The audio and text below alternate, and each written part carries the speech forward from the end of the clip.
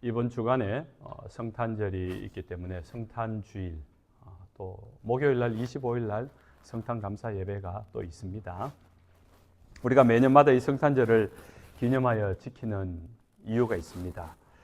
오랜 교회의 전통이기 때문에 성탄절을 지키는 것은 아니겠지요. 또 세상 사람들처럼 메리 크리스마스를 외치면서 그냥 즐거워서 덩달아 기뻐하는 것을 위함도 아닌 것입니다. 중요한 것은 우리가 매년 이 성탄절뿐만 아니라 모든 절기에는 하나님께서 그 절기를 기념한 의미가 있다고 했지요. 이 성탄절의 의미, 성탄절의 목적을 우리가 다시 한번 생각해 보자는 겁니다. 그리고 그 성탄절의 진정한 의미를 우리가 살아내고 또 세상에 알리는 날이 되어야 한다는 겁니다. 예수님이 탄생할 때 주변 환경을 보면요, 한마디로 어두움이라고 표현할 수 있습니다. 로마라는 대제국의 식민지 통치를 받고 있었고, 그 로마로부터 파송을 받은 헤롯 왕이라는 역사적으로 아주 유명한 인물인데, 이 사람은 자신의 가족을 자기 손으로 죽이는 폐륜적인 사람입니다. 그리고 자신의 동생을 취하여 아주 하여튼 난폭한 그런 좀 성격 이상을 가졌던 그런 왕이 통치하는 곳에 통치하던 시대에 예수님이 태어났습니다. 그리고 영적으로 보면은 아직 예수님이 오시기 전이니까 이게 구약 시대인 거예요. 예수님을 기점으로 구약 시대와 신약으로 나눠지는데 마태복음, 마가복음, 신약 복음이 시작되지만은 사실은 예수님이 사역이 시작되기 전까지는 구약 시대인 겁니다. 그 말은 우리가 구약 성경의 마지막 말라기서를 읽어보면은 타락함으로 변질됨으로 탄식하면서 선지자가 말라기서를 마지막 기록으로 끝냅니다. 그리고 나서 예수님이 오기까지 400년의 기간이 걸리는데 400년 동안에 어떤 선지자도 나타나지 않습니다. 하나님의 말씀이 선포되지 않아요. 하나님이 말씀을 통하여서 은혜를 주신 게 없다는 겁니다. 은혜 없이 400년을 살아온 시대. 여전히 성전은 있고 제사장은 있고 예배는 있지만은 그 예배는 형식적이었고, 그러니까 하나님의 은혜가 없는 영적인 암흑기였다는 겁니다. 그런 가운데 주님께서 이 땅에 어둠을 뚫고 나타나는 이 새벽별처럼 빛나게 오셨다는 것입니다. 로마 총독 가이사의 명령으로 모든 식민지의 백성들은 호적을 등록하러 가야 했습니다. 그래서 예수님의 육체적인 어머니, 아버지가 되는 요셉과 마리아가 자신의 고향인 베들레헴으로 가는 것이 오늘 본문의 사건입니다. 오늘 본문의 사건을 통해서 우리는 좀 두 가지를 조망하려고 합니다. 예수님께서 왜 어떻게 베들레헴 구유에서 태어나셨는가? 또 예수님께서 왜 구유에 태어날 수밖에 없었던 그 당시의 사람들의 상황을 좀 초점을 해서 말씀을 좀 들으면 좋을 것 같습니다. 만삭의 몸으로 먼 고향까지, 오늘처럼 비행기가 있고 차가 있으면 모르지만 그냥 걸어가야 하든지 나귀를 타고 가야 하는, 아마 가난했기 때문에 나귀는 못 탔을 것 같아요. 만삭의 몸을 걸고 그렇게 고향까지 갔는데 쉽지 않은 일이죠. 근데 막상 고향에 도착했을 때 있을 곳이 없었다. 그 상황을 한 절로 이야기합니다. 7절에 여관에 있을 곳이 없습니다. 고향에 도착했는데 호텔이든지 모텔이든지 여관이 없다는 겁니다. 방이 없다는 거죠. 왜 없었을까요? 두 가지로 이유를 생각해 볼 수 있습니다. 황제의 명령이기 때문에 전 세계에 흩어져 있던 사람들이 자기 고향으로 가 소적 등록을 해야 돼요. 그래야지 사회보장 제도의 혜택을 받을 수 있기 때문에. 이미 고향에는 베들레헴을 호적하러 왔는 사람들로 이미 모든 여관마다 다 차버렸다는 그런 상황이고요. 또 하나의 이유를 생각해 본다면은 요셉과 마리아가 가진 돈이 없었다는 겁니다. 아무리 방이 없어도요, 돈만 있으면은 방은 생기지 않겠습니까? 돈만 많이 준다면은 영화집 주인이 자기 안방이라도 내놓지 않겠습니까? 그 말은 요셉과 마리아가 가진 돈이 별로 없었다는 겁니다. 결국 방을 구하지 못한 요셉과 마리아는 가축의 먹이통인 구유 위에 출산한 아기 예수님을 눕히게 됩니다. 그분이 모든 인류를 구원하신 메시아로 오신 예수님입니다. 아멘. 구원자의 시작이 짐승의 밥통이었다는 겁니다. 메시아가 짐승의 구유에서 태어나신 것에 의미가 있습니다. 누가복음 2장 10절에 보면 내가 온 백성에게 미칠 큰 기쁨의 좋은 소식을 너희에게 전하노라. 너희를 위하여 구주가 나셨으니 곧 그리스도 주시니라. 뭐라고 이야기합니까? 예수님이 구유에 태어나신 것을 큰 기쁨의 소식이다라고 이야기합니다. 왜 예수님이 구유에 태어나신 것이 큰 기쁨의 소식일까요?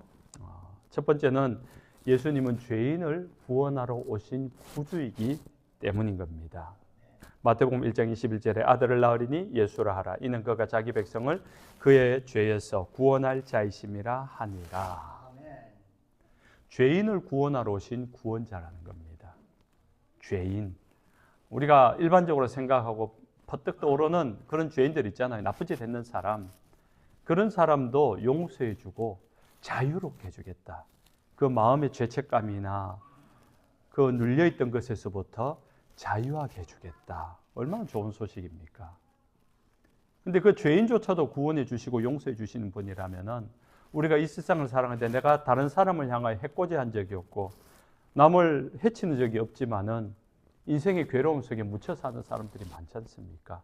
마음의 상함이 있고 억눌림이 있고 억울한 일 당하고 고통당하고 병을 얻어 연약함 가운데 있는 자들, 그런 모든 연약함 자들에서 구원해 주시는 그분이 예수님이기 때문에 그런 상하고 연약함에서 벗어날 수 있는 구원자가 오셨기 때문에 기쁜 소식이라는 겁니다. 또 하나의 기쁜 이유가 있습니다.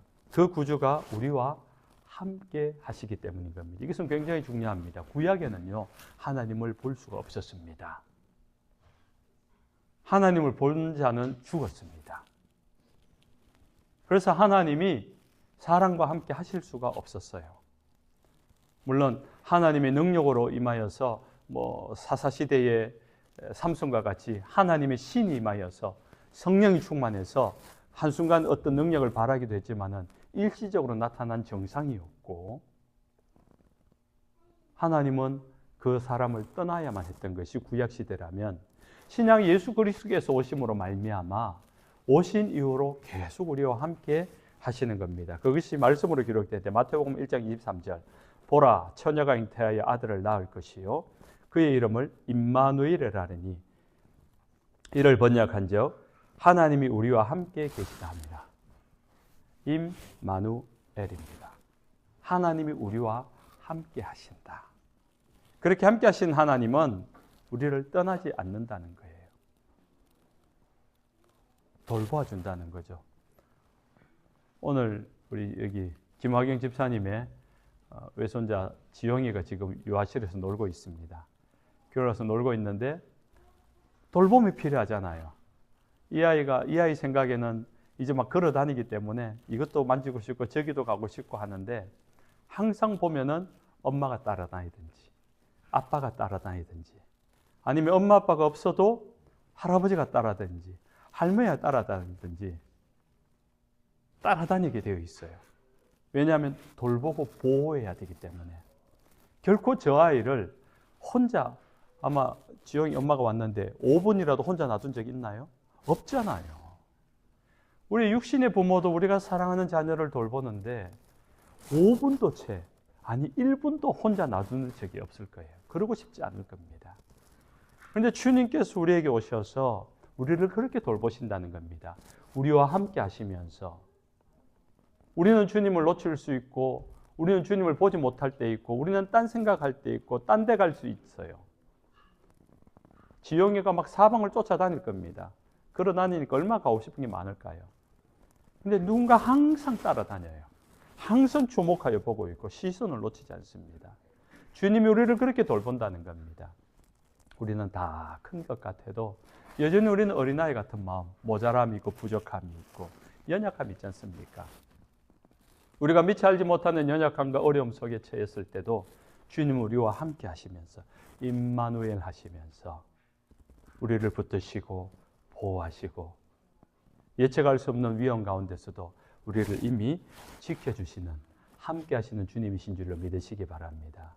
그렇게 하시기 위하여 주님이 이 땅에 오셨다는 겁니다. 그래서 그것은 기쁜 소식이 되는 것입니다. 그렇게 오신 주님은 무엇을 하십니까? 우리를 섬기기 위해서 오셨다라고 합니다. 마태복음 6장 28절에 인자가 온 것은 섬김을 받으려 함이 아니라 도리어 섬기려 하고 자기 목숨을 많은 사람의 대속물로 주려 함이니라. 주님이 우리를 섬기러 오셨다는 겁니다. 낮고 비천하고 불쌍하고 자격 없는 우리를 섬겨주러 왔다는 거예요. 여러분 섬김 받은 적이 있습니까? 어딘가에 갔을 때 누군가에게 존중받고 더 나아가 존경받고 더 나아가 여러분을 위하여서 누군가 봉사를 해줄 때 기분 좋지 않던가요? 우리가 뭐 가끔 휴가를 가거나 이러면은 섬김을 받지 않습니까? 호텔리어들이 나와가지고 우리에게 봉사를 해줍니다. 말 한마디면 다 갖다 주고 말 한마디면 다 해결해 주고 음식을 먹고 싶으면 다 서빙을 해주고 돈 주니까. 그러면서 우리는 세상에서 서비스를 받고 섬김을 받으면 기분 좋지 않습니까? 주님이 우리를 그렇게 서비스하러 왔다는 거예요. 그런데 그렇게 서비스하고 섬기기 위해서는요, 전제 조건이 낮아져야 된다는 겁니다. 낮아졌을 때 비로소 섬길 수 있다는 겁니다. 예수님이 낮아지고 섬김을 인하여 죄인인 우리가 구원을 받고 높임을 받습니다. 고린도후서 8장 9절에 우리 주 예수 그리스도의 은혜를 너희가 알거니와 부유하신 이로서 너희를 위하여 가난하게 되심은 그의 가난함으로 말미암아 너희는 부유하게 하려 하심이라. 만왕의 왕이시고 만주의 주이신 하나님의 보좌를 뒤로 한 채 인간의 가장 낮은 모습으로 오늘 여러분 중에 누구든지 태어날 때 짐승의 밥통에서 태어나신 자가 있습니까? 전 어릴 때 농사를 지어서 저희 집에 구유가 있었습니다. 소구유가 있었어요. 연세를 드신 분은 아실 것 같은데 소구유가 깨끗합니까? 더럽습니까? 더럽습니다. 쇠죽이라고 하죠. 몇 단을 잘라가지고 등겨하고 가라앉은 것을 마치 섞어가지고 끓이지 않습니까? 그걸 쇠죽을 끓인다 그래요. 그걸 겨울에는 구워줘요. 구유에다가. 그럼 그 소가 얼마나 맛있게 먹는지 모릅니다. 그 구유통은 늘 지저분해요. 물론 청소를 해줄 수도 있지만은 뭐 그걸 청소해주는 농부를 제가 본 적은 없습니다. 근데 그곳에 주님이 눕혀져 있는 것입니다.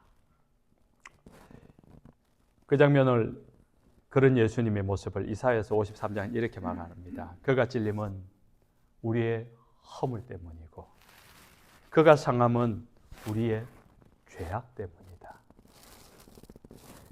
그가 징계를 받음으로 우리가 평화를 누리고 그가 채찍에 맞음으로 우리가 다 나음을 입었도다.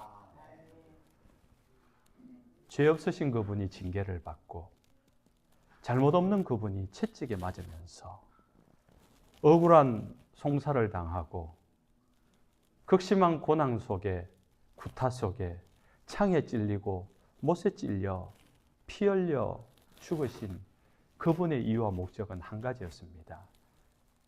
그분이 당하는 고난, 그분이 당하는 상처로 인하여서 우리의 상처가 아물어지고 우리의 상한 마음 위로받기 때문인 겁니다. 그것 위해서 주님은 고난당하시고 상처 입으시고 참으시고 그 고난의 길을, 그 죽음의 길을 감당해 내신 것입니다. 그러므로 우리 또한 이 세상을 살아갈 때 낮아짐이 없이는 예수님의 사랑도 예수님의 구원도 이 세상은 알 방법이 없습니다. 세상은 예수님을 모릅니다. 태반이 예수님을 모릅니다. 성탄절은 기뻐하는데 메리 크리스마스는 외치는데 예수님은 모릅니다. 크리스마스라는 말을 아십니까? 예수 그리스도를 의미하는 말이잖아요. 마스가 무엇입니까? 미사, 예배를 의미하는 말 아닙니까? 그리스도를 예배하라는 뜻이에요. 우리를 구원하러 오신 예수 그리스도를 예배하라, 경배하라, 그분을 높이 찬양하라. 그들 입에서 메리 크리스마스가 나오는데, 하긴 요즘 세상에는 그것도 하기 싫어서 해피 홀리데이, 메리 크리스마스가 사라지고 있답니다. 예수 그리스도를 치우고 있는 그런 인류의 모습입니다. 그래서 우리의 삶들 속에 예수 그리스도를 기억하고, 그분이 우리에게 오셔서 낮아지고 섬김으로 말미암아 우리에게 구원을 하시고 우리를 높여주시고 우리를 행복하게 해주신 것처럼, 이제 우리가 그 사랑, 그 구원, 그 섬김을 받았으니 여전히 세상 속에 신음하고 고통당하고 아파하는 자들에게 가서 예수님의 그 섬김과 낮아짐을 행할 때 비로소 그들이 예수의 사랑을 알게 됩니다. 예수 그리스도의 오심을 알게 됩니다. 성탄절의 의미를 알게 되는 것입니다. 만삭의 마리아가 여관에 들어갔지만 그 여관에 이미 많은 사람들이 들어와 있었다고 합니다. 그들은 자기 돈을 내고 자기의 권리를 주장하고 있습니다. 내 돈 내산이란 말이 있죠. 내 돈 주고 내가 내 마음대로 뭘 사든지 너가 무슨 상관이냐, 내 돈 내산.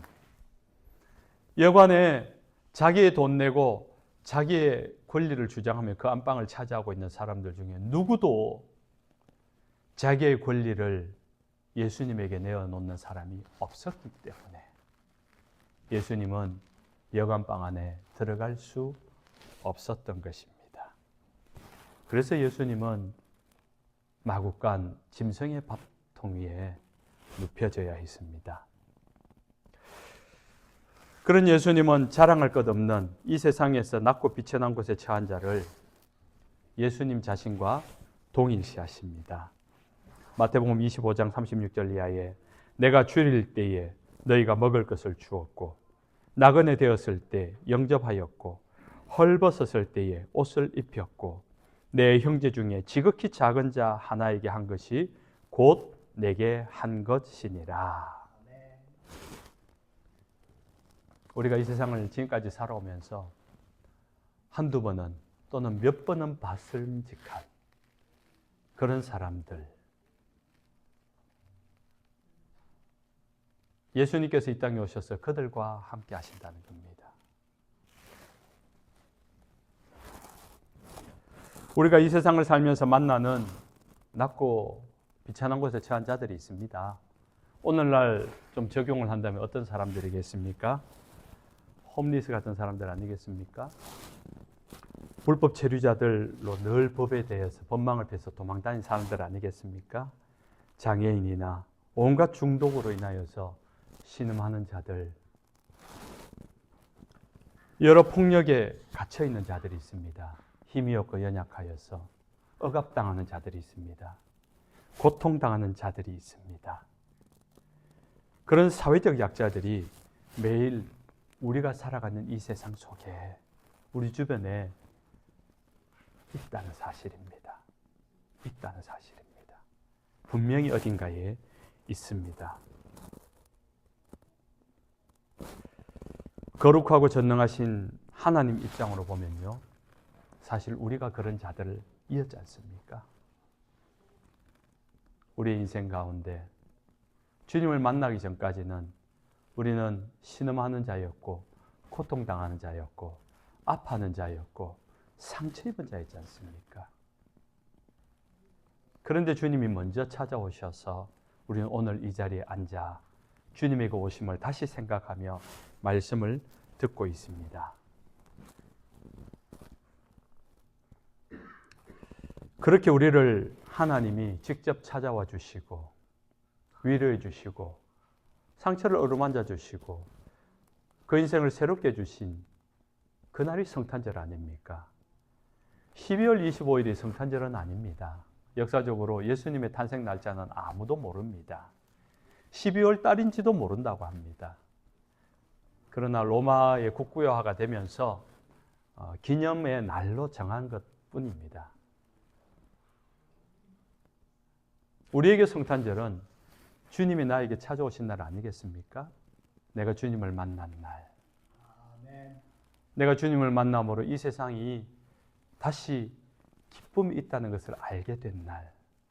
그날이 우리의 성탄절 아니겠습니까? 주님이 오심으로, 주님을 만남으로, 주님으로 인하여서 우리의 인생이 다시 기뻐지기 시작하고 행복해지진 그날이 바로 우리의 성탄절 아니겠습니까? 예수님이 가시는 곳을 보십시오. 7절에 첫 아들을 낳아 강보로 사서 구유에 누였으니 이는 여관에 있을 곳이 없음이라. 지금까지는 상황적으로 설명을 했습니다. 여관에 먼저 들어와 있는 사람이 자기 돈을 내고 자기의 권리를 주장하고 양보하지 않았기 때문에 예수님이 있을 수 없어서, 계실 곳이 없어서 구유에 내몰린 것 같지만은 이것을 예수님의 시점으로 바라보면은 도무지 자신의 권리를 내려놓지 못하고 만삭의 산모가 와도 자신의 권리만을 주장하고 있는 그 사람들에게서는 있을 곳이 없다. 예수님의 시선으로 볼 때 예수님이 그들과는 함께 하실 수가 없다.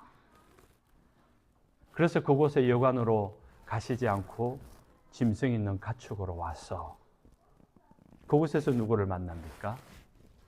자신을 찾아온 큰 이방인들, 동방박사들을 만납니다. 그 당시 인격으로도 취급해 주지 않던 목자들, 사람으로 취급을 받지 못했던, 그래서 투표권도 없었던, 사회적 기본 보장도 되지 않았던 목자들을 맞이합니다.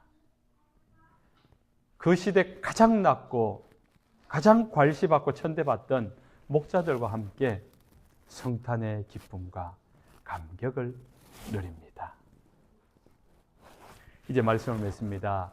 사랑하는 하나님의 백성 여러분, 이번 성탄절 기간에는 여러분에게 있어서 낮은 곳, 비천한 곳을 생각해 보시고 한번 찾아가 보시기 바랍니다. 힘겨워하고 신음하고 있는 그들과 함께하는 성탄절이 되기를 바랍니다.